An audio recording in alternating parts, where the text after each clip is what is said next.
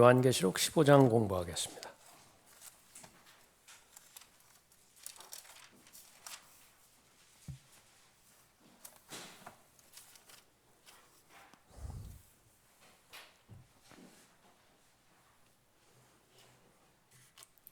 (15장은) 1절부터 8절까지 비교적 짧은 본문인데요.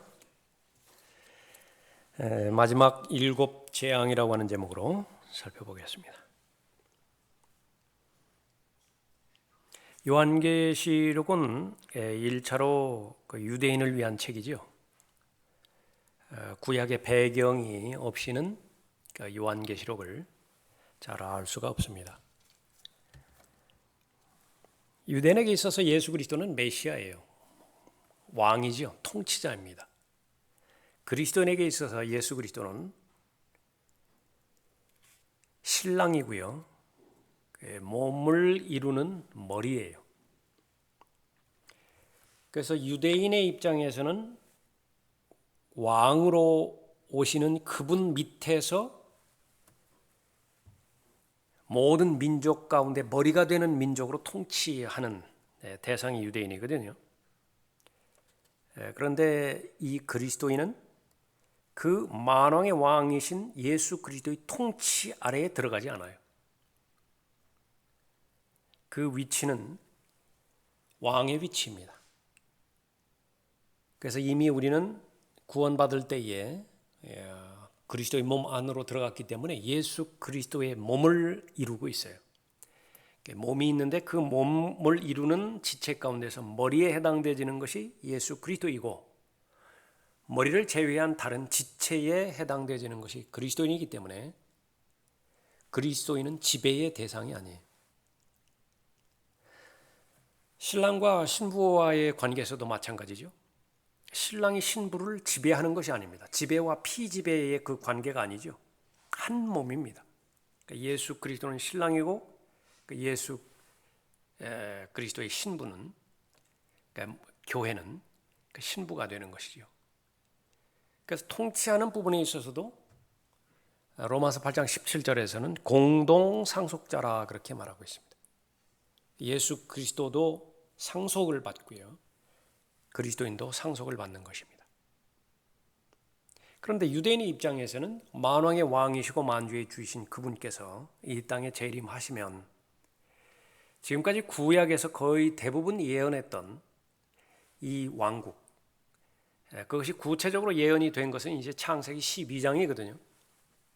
창세기 12장에서 아브라함을 통해서 이 약속의 땅과 약속의 씨와 또 약속된 그 왕국을 언약으로 그렇게 주셨죠. 그것이 언제 실현이 되어지는가를 기다리는 것입니다. 그러다가 시간이 계속 지나면 지날수록 그 하나님께서 아브라함에게 주신 언약은 더 확고해지는데, 다윗에게 사무엘하 7장에서 언약을 주셨을 때에 아브라함에게 주신 언약을 다시 한번 확인해 주는 거예요.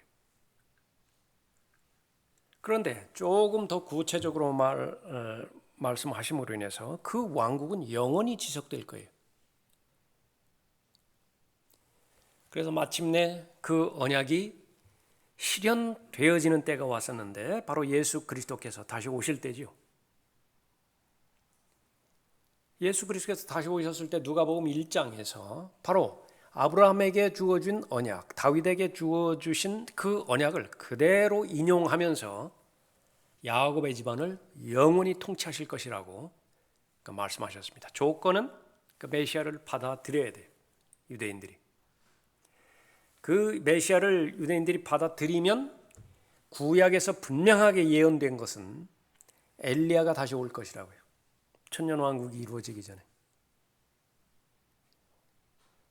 또 모세에 대해서도 모세의 율법이 다시 적용이 될 것이라고요. 말라키 4장에, 구약의 제일 마지막 부분인 말라키 4장에 의하면 그렇게 되는 것입니다. 그러나 거부했죠. 그래서 침례인 요한이 엘리야가 되지 않았습니다. 엘리야가 될 뻔했지만은 엘리야가 되지 않았어요.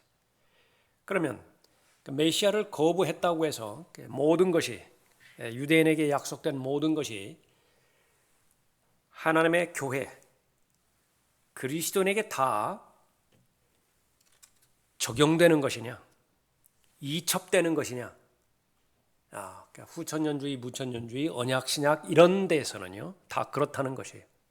그러나 성경에서는 절대로 그렇게 하지 않습니다. 아브라함에게 주신 언약은 조건이 없는 언약이기 때문에 다윗에게 주신 언약 역시 마찬가지고요.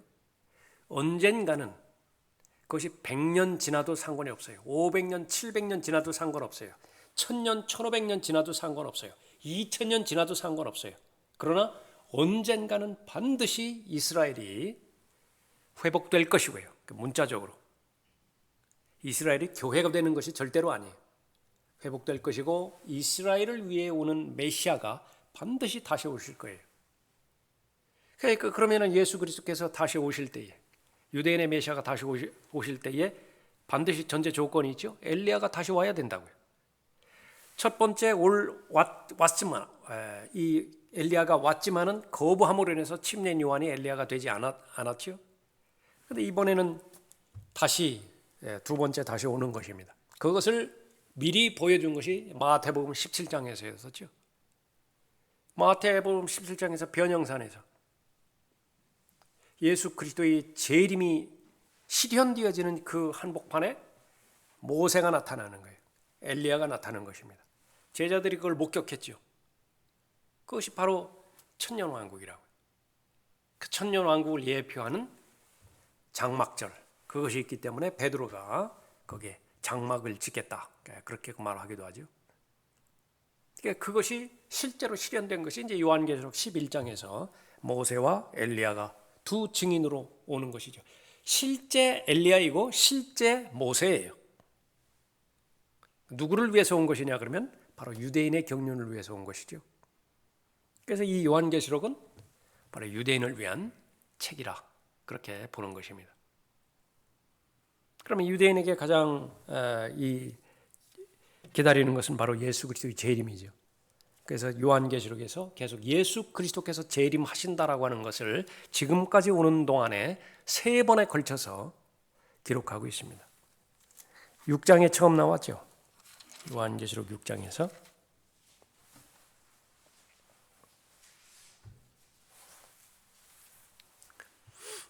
12절에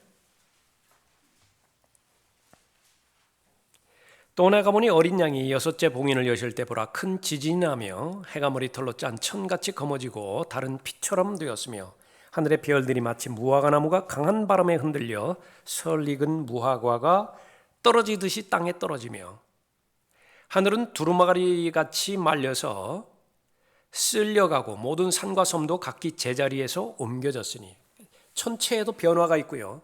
이 지상에도 지각 변동이 있는 것입니다. 그러니까 그것은 너무나 많이 예언이 되어 있죠. 땅의 왕들과 위대한 자들과 부자들과 대장들과 힘 있는 자들과 모든 종과 그 모든 자유인이 각자 토굴과 산들의 바위 틈에 숨어서 산들과 바위들에게 말하기를 우리 위에 떨어져서 보좌에 앉으신 분의 얼굴과 어린 양의 진노에서 우리를 숨기라. 이는 그분의 진노에 큰 날이 임하였음이니. 재림이에요.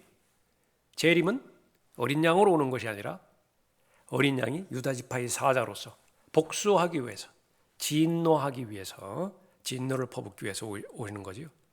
그래서 여기에는 자비가 없어요. 이날은 누가 감히 설 수 있으리요 하더라. 그래도 6장에서 설명하고 있고요. 11장 13절에서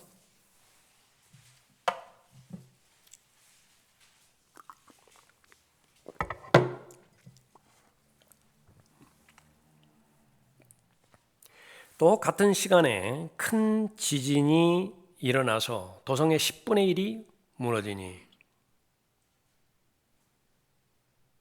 그 지진으로 죽은 사람들이 7,000명이었더라. 남은 자들은 무서워하며 하늘의 하나님께 영광을 돌리더라. 둘째 화는 지나갔으나 보라 셋째 화가 속히 오리라. 그 후에 일곱째 천사가 나팔을 부니 하늘에서 큰 음성들이 있어 말하기를 이 세상의 나라들이 우리 주와 그의 그리스도의 왕국들이 되어서 그분이 영원 무궁토록 통치하시리라 하더라. 이것이 실현 가능한 것은 그분이 오셨기 때문에 그래요. 그러니까 왕이 오시기 전까지는 왕국은 존재하지 않습니다.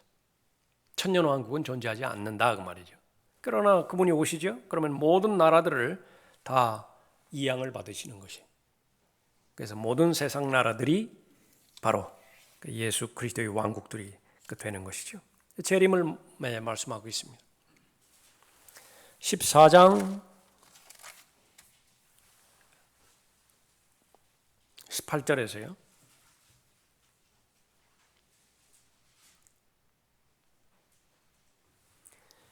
불을 다스리는 권세를 가진 또 한 천사가 제단에서 나와 예리한 낫을 가진 자에게 큰 소리로 외쳐 말하기를 너희의 예리한 낫을 대어 땅에 포도송이를 거두라. 이는 그 포도들이 다 익었음이라 하더라. 그래서 거대한 포도즙 틀에 2억이 넘는 이방인 군대들을 놓고 하늘에서 내려온 초자연적인 말과 초자연적인 군대에 의해 가지고 짓밟아 버리죠. 포도즙틀을 짓밟아 버리는 것입니다. 어디죠? 무깃도, 아마겟돈 거기라. 결과는 어떻게 됩니까? 그러므로 그 천사가 낫을 대어 땅에 포도송이를 거두어서 하나님의 진노의 큰 포도즙틀에 던져 넣으니라. 그 포도즙틀이 도성 밖에서 짓밟히니 그 틀에서 피가 흘러나와. 그러니까 포도즙틀은 비유인 것을 알 수 있죠. 포도즙에서 무슨 피가 흘러나와요. 비유인 것을 알 수 있습니다. 피가 흘러나와 말 고삐까지 차고 1600 스타디온까지 퍼지더라. 그렇게 말했습니다. 예수 그리스도께서 연거푸 3번 다시 오시는 것이 아니라 예수 그리스도의 오시는 것을 3번에 걸쳐서 설명하고 있는 거죠. 반드시 다시 오시는 거예요. 그러나 이 구체적으로 예수 그리스도의 지상 재림은 그리스도인과는 무관합니다. 왜 그렇죠? 그리스도는 이미 요한계시록 4장에서 위로 다 들림받아 올라갔죠. 이 지상에는 유대인들과 이방인들이 있는 것입니다. 그렇게 해서 재림에 대해서 그 3번 15장이 오는 동안에 설명을 하고요. 한번 요한계시록 19장에서 이제 다시 오시죠. 아주 구체적으로 설명을 하고 있습니다. 재림에 관해서 3번 설명한 것과 마찬가지로 언제 재림하는 것이냐면 대환란이 끝나면 이제 재림이 되어지죠. 대환란이 끝나야 된다. 다니엘의 70대 주가 다 끝나면 재림하시죠. 그래서 이 대환란도 3번에 걸쳐서 설명하고 있습니다. 첫 번째 설명은 봉인들로 설명을 했는데 5장, 6장, 7장에서 설명을 했고요. 그 다음으로 대환란 설명하는 것이 나팔들을 통해서 8장부터 11장까지 설명을 했습니다. 또 적그리스도의 활동으로 11장부터 14장까지 대환란을 설명했고요. 이제 마지막 하나가 남았는데 호리병을 통해서 대환란이 설명될 것이에요. 그것이 바로 15장에서 서곡을 여는 것입니다. 마지막 7재앙이라. 1절 보십시오. 또 내가 하늘에서 크고 놀라운 다른 표적을 보았는데 7 천사가 마지막 7 재앙을 가졌더라. 이로써 하나님의 진노가 그것들 안에서 끝마치리로다. 그래서 첫 번째 대환란의 설명, 두 번째, 세 번째 설명 끝났어요. 마지막 네 번째 설명이 이제 시작될 것입니다. 자, 이 일들이 진행될 때요, 이 대환란 성도들, 유대인의 남은 자들이죠. 그것은 이미 올라간 상태입니다. 환란 후 휴거죠. 환란 성도가 올라가기 훨씬 이전에 교회 성도들이 먼저 올라가는 것은 물론이고요. 교회에게 주신 약속 가운데 하나는 하나님의 진노가 반드시 내려오게 될 텐데 하나님께서는 반드시 심판하실 거예요. 이 땅을 문자적으로 심판하실 것입니다. 그런데 이 그리스도인은 그 하나님의 심판을 받지 않도록 보장돼요. 약속이 되었다기. 그 가운데 하나가 데살로니가전서 5장 8절부터 10절까지의 말씀입니다. 하나님의 진노를 받지 않도록 정해졌어요. 그러나 이 땅에 남아있는 자들은 어떻게 됩니까? 하나님의 진노를 받도록 정해진 거예요. 그 두 가지가 분명하게 구분이 되어 있죠. 그러다가 이제 교회가 드림받아 올라간 다음에 다니엘의 70째 주가 하나님의 경륜의 시간표가 이제 흘러가기 시작하죠. 하나님의 시간이 흐르기 시작하는 것입니다. 전 3년 반이 끝나고요. 문제는 후 3년 반을 협의적인 의미에서 대환란이라고 말하는 거죠. 전 3년 반은 거짓 평화예요. 이스라엘과 적그리스도가 언약을 체결한다. 사망과 지옥에 관련된 언약이에요. 그 부분이. 그러다가 이 환란 중간에서 이제 적그리스도가 박해하기 시작하는 것이죠. 그 대환란이 시작되어지는 부분입니다. 그러다가 그 환란 거의 끝 무렵에 요한계시록 14장에서 보았던 것처럼 휴거가 되죠. 환란 후 성도들이 휴거가 돼서 하늘에 올라가 있는 것입니다. 14장 1절 보십시오. 14장 1절에 또 내가 쳐다보니 보라 어린 양이 시온산 위에 있고, 여기 시온산은 하늘에 있는 시온산이라고 했죠. 그와 함께 14만 4천 명이 있는데 그들의 이마에는 그의 아버지의 이름이 쓰여 있더라. 또 내가 하늘에서 나는 소리를 들으니 많은 물소리와도 같고 큰 천둥 소리와도 같더라. 또 내가 하프 타는 자들의 하프 소리도 들었더라. 장소는 어디냐 그러면 하늘이에요. 그런데 15장에서 이 부분이 마지막 7 재앙을 부을 때에, 하나님의 진노가 그게 내려질 때에 환란 성도들은 이미 올라가 있는 그런 부분입니다. 16장 2절에도 보면 1절부터 보면 또 내가 성전에서 나오는 큰 음성을 들었는데 7 천사에게 말하기를 가서 하나님의 진노의 7 호리병을 땅에 쏟으라 하시더라.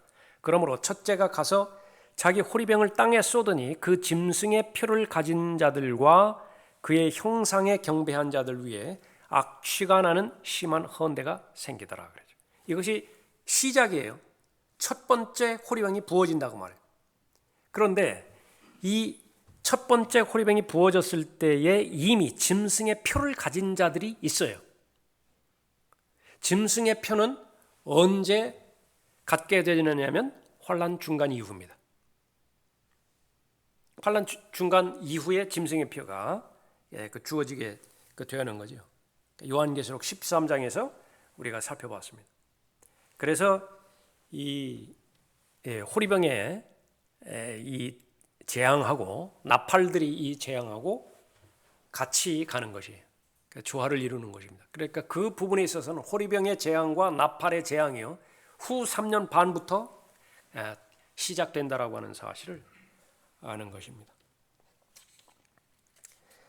2절부터 4절까지는 이제 유리바다에 관련된 부분인데 2절에 내가 보니 불로 뒤섞인 유리바다 같은 것이 있고 그 짐승과 그의 형상과 그의 표와 그의 이름의 숫자에 대하여 이긴 자들이 하나님의 하프들을 가지고 유리바다 위에 섰더라. 이것은 2절만 보면 유리바다는 이제 그 요한계시록 4장에서 나와 있죠.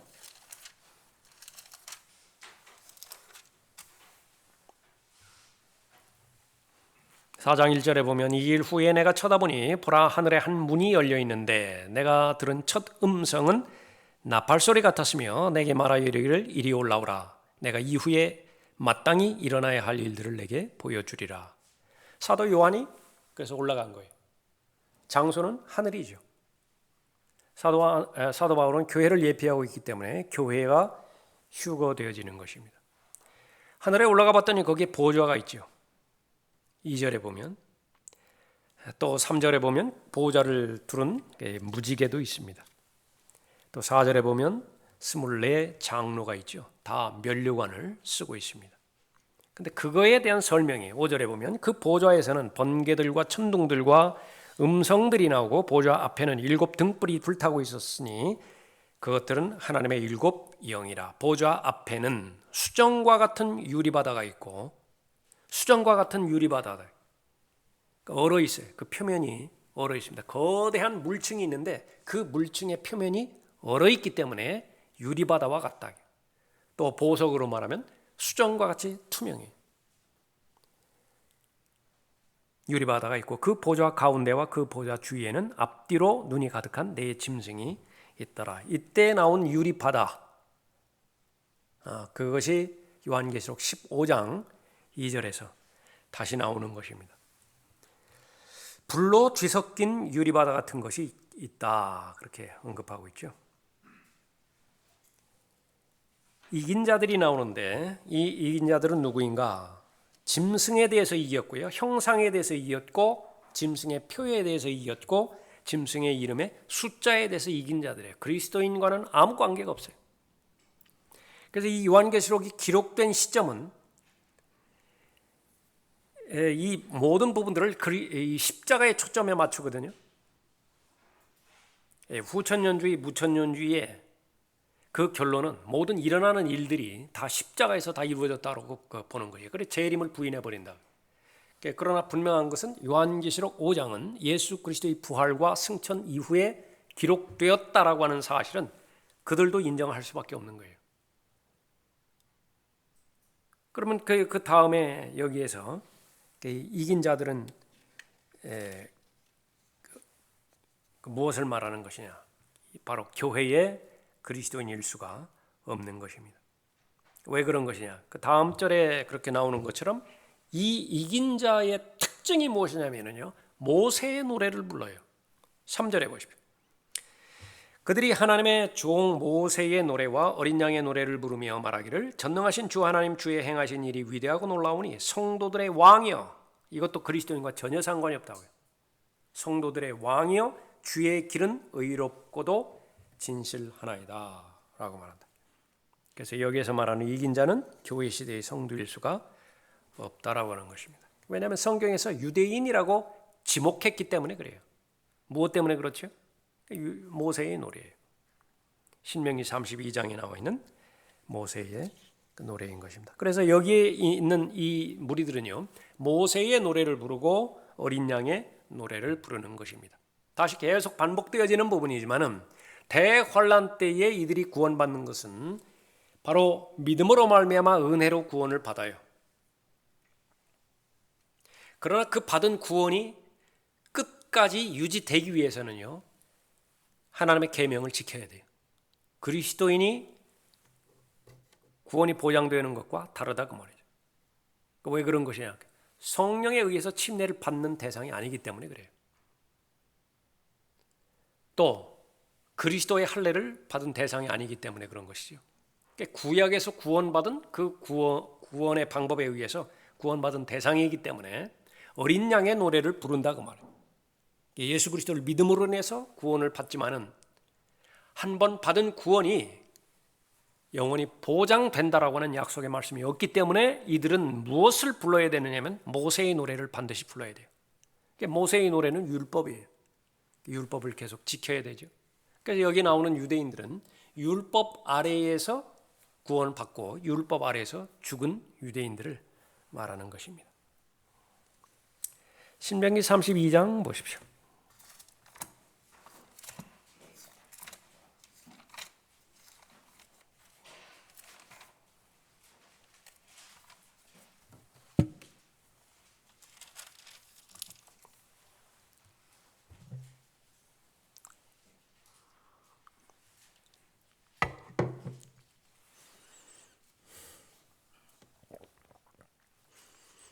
31장 19절에 보면은요.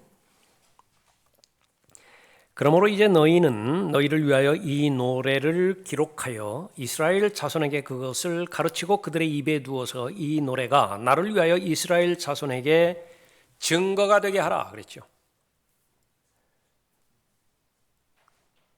이 모세의 노래를 모르면 유대인이 아니에요. 모세의 노래는 다음 장에 나와 있는 32장에 나와 있는 이 모세의 노래인 것입니다. 그래서 그 이스라엘이 계속해서 하나님을 반역하고 하나님을 대적해서 배교하게 되는데 이 노래를 들려줌으로 인해서 자신이 얼마만큼 하나님의 은혜로부터 떨어져 나와 있는 것인지 이 노래가 증거가 되는 것입니다. 내용은 무엇인가? 두 가지로 나오는 것인데 하나는 하나님은 반석이시다라고 하는 부분입니다. 32장 4절에 보면 그분은 반석이시며 그분의 역사는 완벽하나니 이는 그분의 모든 길이 공의이심이라. 그분은 진실하시고 악이 없으신 하나님이시며 의로우시고 정직하시도다. 반석에서 물을 내셨죠. 그 생명의 근원이 되는 그런 그분입니다. 나중에 고린도전서 10장에 의하면 그 반석은 바로 예수 그리스도라고 성경이 스스로 해석을 하죠. 18절에 너를 낳은 반석에는 내가 무관심하고 너를 지으신 하나님을 내가 잊었도다. 뭘 지금 어떤 내용에 포함되죠? 모세의 노래에 이게 들어있어요. 또 30절에서 그들의 반석이 그들을 팔지 않았고 주께서 그들을 닫아버리지 않으셨다면 어떻게 한 사람이 1000명을 좇으며 두 사람이 10,000명을 도망치게 할 수 있겠는가? 그들의 반석이 우리의 반석과 같지 않음을 우리 원수들까지도 스스로 판단하는도다. 이것은 이제 멀리 바라보아서 적 그리스도에 대한 예언이 되어버렸죠. 다음 절에 뭐라고 했어요? 32절에 그들의 포도나무는 소돔의 포도나무요. 어디가 생각나죠? 포도나무 하면 어디가 생각납니까? 요한계시록 14장이라. 포도즙 틀에다가 하나님께서 진노하시잖아요. 피가 어디까지 찬다고요? 말 곱비같이 차는 것이 300km 이상 그 핏물이 강물처럼 흘러내린다. 그것이 수천 년 전에 예언되어 있기 때문에 예언이 되어 있는데 이것이 십자가를 통해서 다 이루어졌다라고 그렇게 보는 것입니다. 다 영적으로 해석하는 것이죠. 그러면 성경의 거의 대부분을 다 덮어버리는 결과인 것입니다. 잘못된 교리는 그렇다 그 말이죠. 그래서 얼마만큼 무에서 유를 창조하신 하나님께서 이스라엘을 대할 때도 마찬가지입니다. 물이 어디서 나와요? 물이 상상조차 할 수 없는 것이죠.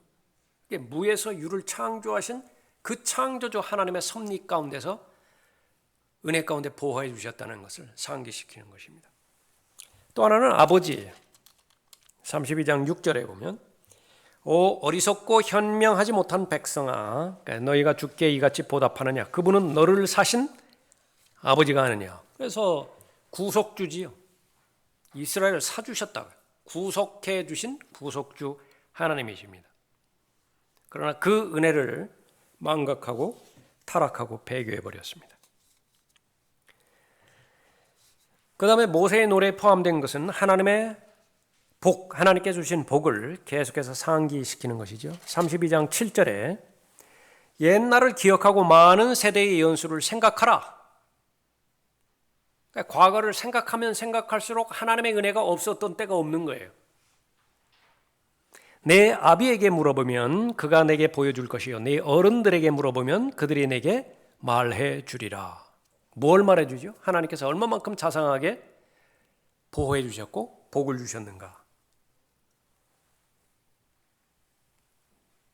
11절에 10절에 주께서 그를 사막과 황폐하고 삭막한 광야에서 발견하셔서 그를 인도하시고 그를 가르치셔서 그분께서 그를 자기의 눈동자처럼 지키셨도다. 어디에서 발견되느냐 하면 사막 한복판에서 발견이 된 거예요. 어떻게 살아요 그게? 보살펴 주신 것이죠.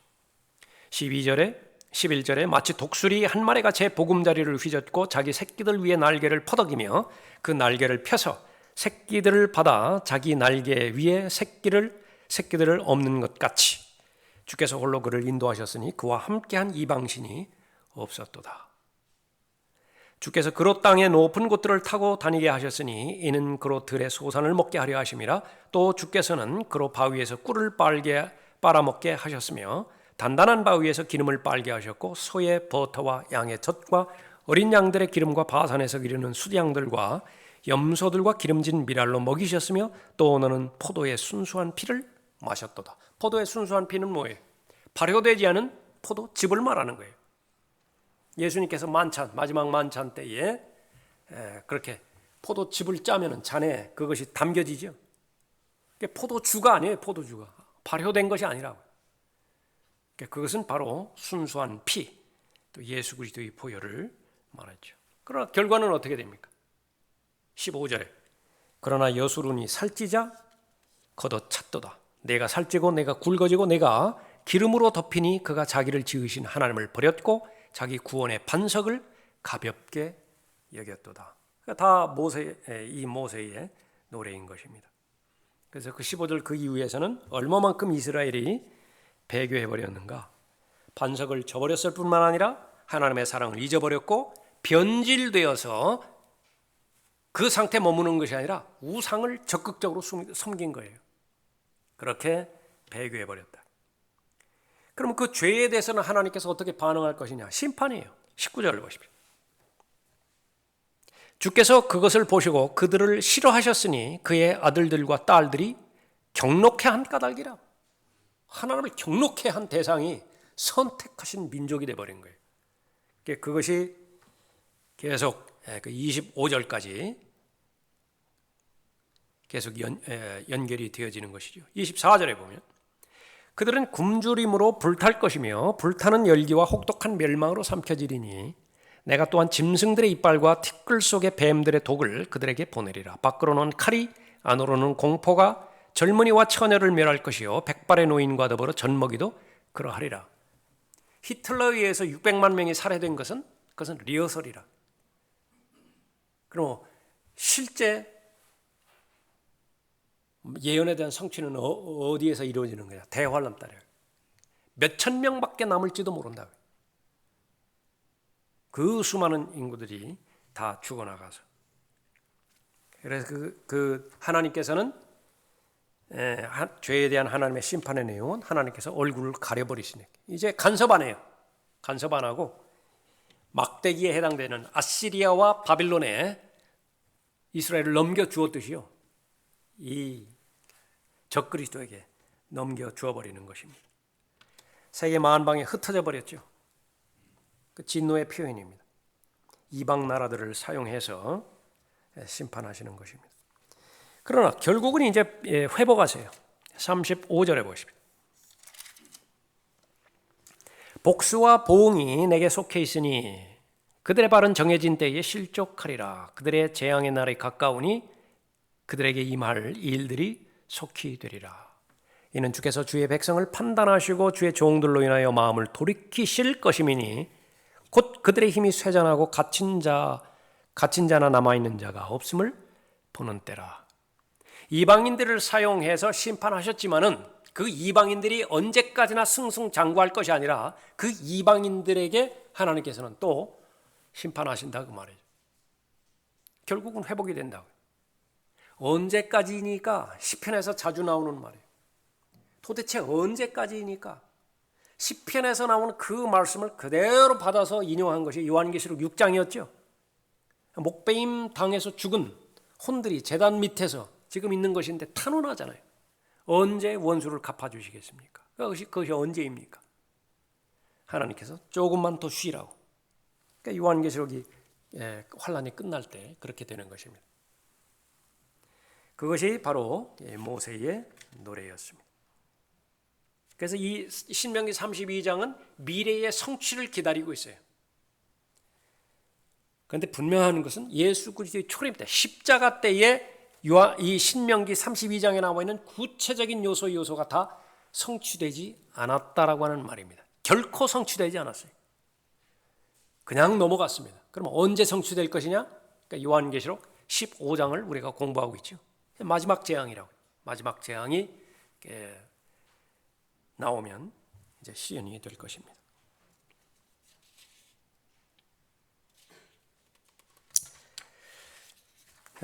그것이 3절이었죠. 3절 교재 다시 보시면 그들이 하나님의 종 모세의 노래와 어린 양의 노래를 부르며 말하기를 전능하신 주 하나님 주의 행하신 일이 위대하고 놀라우니 성도들의 왕이여 주의 길은 의롭고도 진실하나이다. 신명기 32장의 내용이 유대인에 대한 심판은 심판대로 그대로 실현이 되었고요. 그러나 심판으로 끝난 것이 아니라 반드시 이스라엘이 회복이 되어지죠. 회복에 관련된 부분도 예언의 말씀이 성취되어지는 것을 목격했을 때에 이 노래를 부른다고요. 이스라엘은 항상 하나님의 구원을 경험할 때 노래를 불러요. 첫 번째 이스라엘이 구원을 경험한 것은 이집트의 군대 추격을 하나님께서 막아주셔서 홍해를 건널 때였죠. 출애굽기 15장에서 최초의 노래를 민족 집단적으로 하나님 앞에 노래를 부른다고요. 그러니까 여기도 마찬가지죠. 예. 하나님 앞에 경배를 드리는 것인데 그 이름이 성도들의 왕이여 그랬습니다. 성도들의 왕. 교회 시대에는 그리스도인이 예수 그리스도를 향해서 왕, 그 말을 절대로 부르지 않아요. 왕은 유대인과 관련된 그런 부분입니다.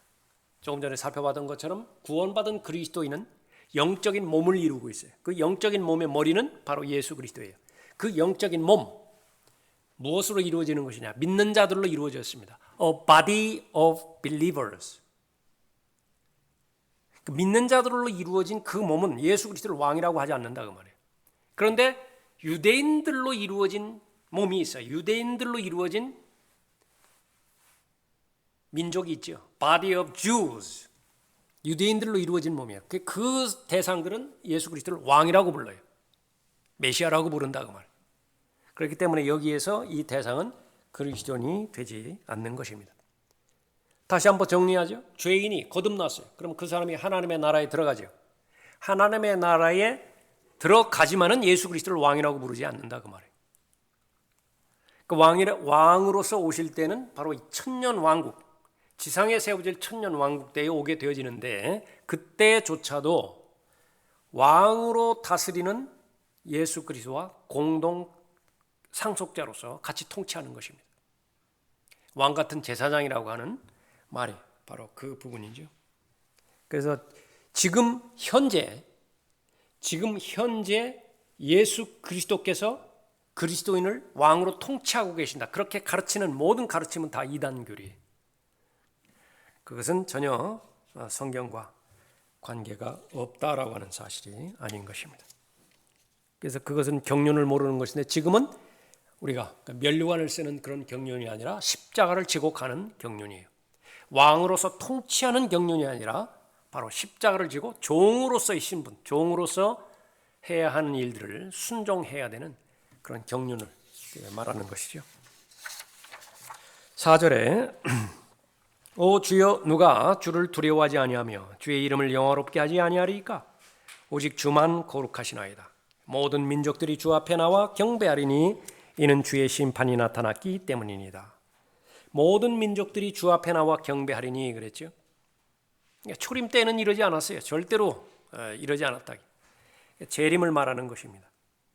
이것은 예수 그리스도께서 하늘에서 아버지 하나님 보좌 오른편에 앉아 계셨을 때를 말하는 것이 아니라 지상에 내려오셔서 땅에 있는 다윗의 보좌에 앉으셔서 모든 실제적인 이방 나라들을 이양받으시고 통치하실 때예요. 그때가 되면 어떻게 되는 것이냐? 모든 이방 민족들이요 다 예루살렘으로 와야 돼요. 예루살렘으로 와서 만왕의 왕이신 예수 그리스도께 경배를 해야 되죠.